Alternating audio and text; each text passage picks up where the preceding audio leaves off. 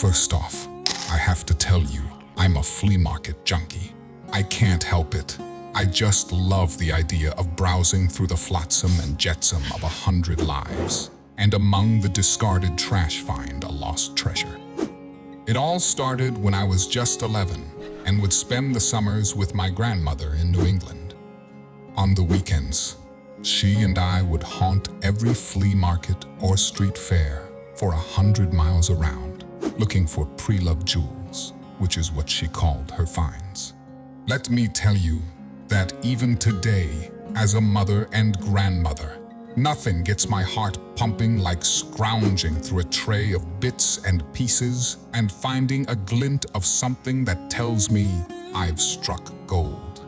My husband doesn't understand it at all. Sam is a lovely man, sweet, hardworking, but my need to find treasure in the trash is something he just doesn't understand.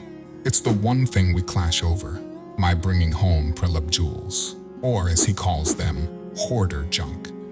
I suppose it would be easier for me to just give up my little hobby, but I honestly don't want to. Nothing gives me as much pleasure as heading for a flea market on the weekend with $20 in my pocket, determined to find a Van Gogh for 50 cents. So no matter how much Sam rails at me for wasting money and hoarding junk, I won't give it up. Not that he has complained about it lately. In fact, this weekend, he's asked if he can come along with me. So let me tell you how this miracle came about. Before we continue, make sure to subscribe, hit the like button, and click the notification bell for more amazing stories. About a month ago, I headed off to a nearby town for its street fair on a Saturday morning. I was tingling with anticipation, and my bargain hound senses led me to a modest display where a man was selling knickknacks. There, among the porcelain cups and biscuitses, was a little porcelain and enamel egg, about the size of a real egg. I admit it wasn't a particularly pretty or unusual piece, but I wanted it. "How much for the egg?" I asked the man. He sussed me out with beady eyes. I could feel him taking in my sensible clothes, my handbag, and wondering how much I'd pay. "Just $25, lady, and let me tell you it's a bargain," he said. I know how the game is played, so I gasped in horror and shook my head. $25 for a bargain basement china egg? I'll give you $5. It was the man's turn to gasp.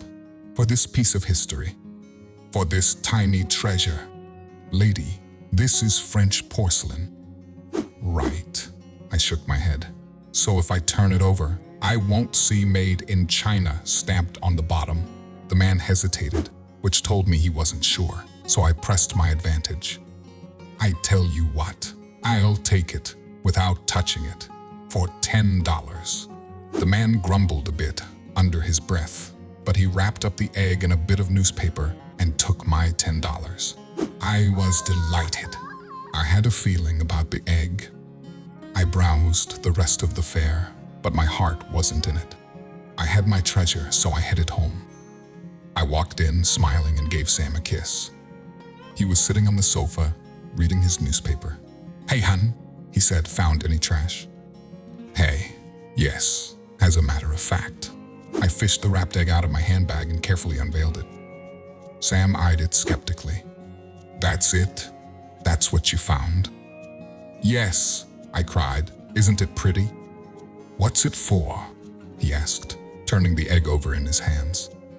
"I think it was a jewelry box," I replied. "Do you see the little metal latch and the hinges?" I took the egg and tried to open it. "I think it's rusted shut," Sam said. "No wonder. Look. Made in Hong Kong. How much did you pay for it?" I felt myself blushing and retrieved the egg. $10, I admitted defensively, but the man wanted $25. Sam laughed at me scornfully. "You were taken for a ride." I felt tears come into my eyes. "Well, I like it." I shook the little egg and heard something shift inside. "There's something inside," Sam sneered.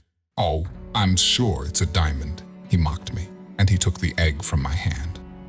With a deft twist of his powerful fingers, he pried the egg open. Nestled inside was a tiny bundle of red silk. I took out the little bundle and carefully unwrapped it. Glittering in the folds of the red silk was a pair of earrings. They were exquisite. Sam took one of the earrings and looked at it closely. Clear center stone was surrounded by a halo of green gems, and Sam breathed on it. He looked at the earring and he gasped. "Jen," he said, "I think these are real." "What do you mean?"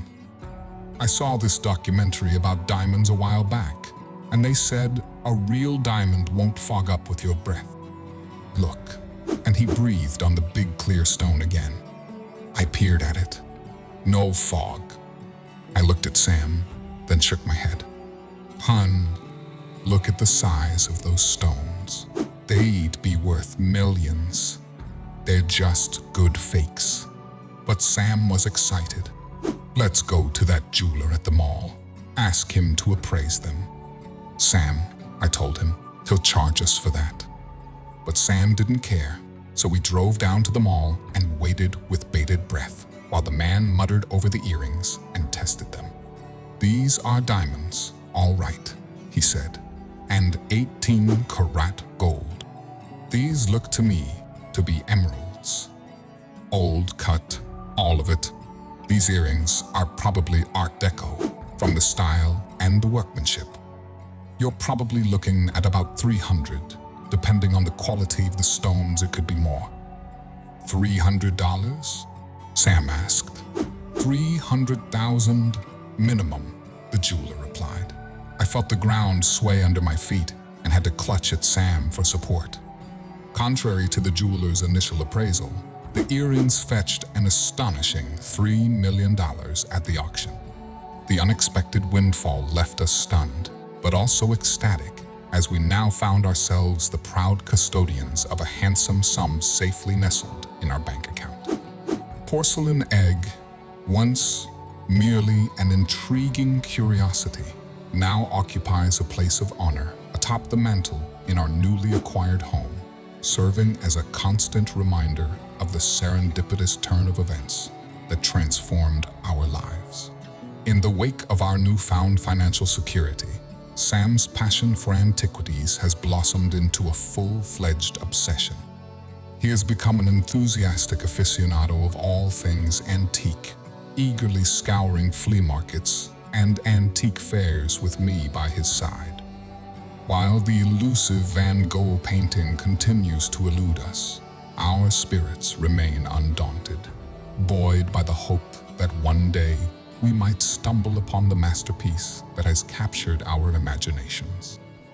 Our adventures in the world of antiques have not only deepened our bond as a couple, but have also opened up a world of possibilities and excitement that we never could have anticipated.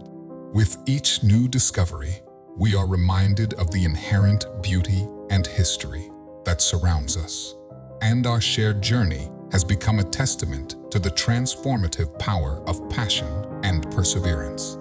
Thanks for tuning in to Spread Channel. Until next time, keep your imagination soaring.